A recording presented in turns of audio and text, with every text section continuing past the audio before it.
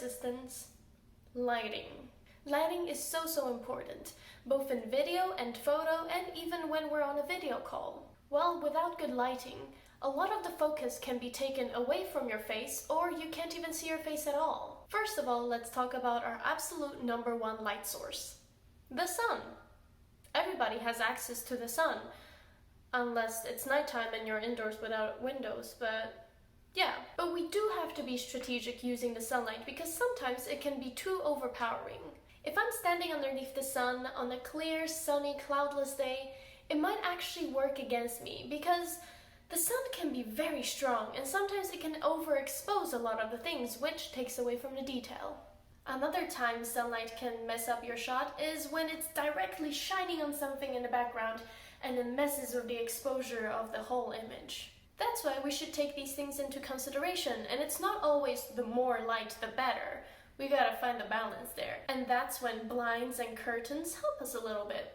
So this is an image of me without my blinds down and it's overcast outside. This is how it looks like with my blinds fully down and closed. Technically you can still see me, but there is what we call noise in the darker areas. Like over here, you can see little ants crawling around, to say it nicely. More light isn't always better. The important part is where is it coming in from. What you want to avoid at all costs is being backlighted. Backlighted means when the light source behind you is stronger than the one in front of you. And what happens is that you, which is the subject, is darker than the background, which means there's less detail and the focus isn't really on you anymore. Which, hello?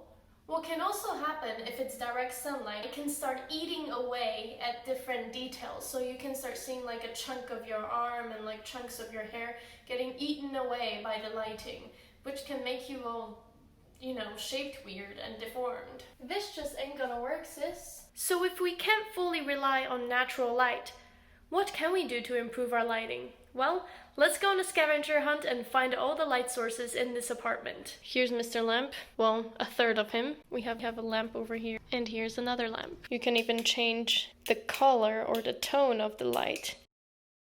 I am currently in my kitchen where the light source is directly above my head, and this is the absolute worst place to be. Because look how my face looks like. There's like a triangle on my nose, and my forehead is overexposed. You can barely see my eyes or the rest of my face. So one thing we can do is we can find one of those portable light sources we found around your house. So the rig that I have set up right here is a tripod and my little bedside lamp. When I was going to choose my color, I chose one that is warmer because that fits the lamp right here, which is also a warm color. And this way when I turn it on, it's not perfect, but it is definitely better than what we had before.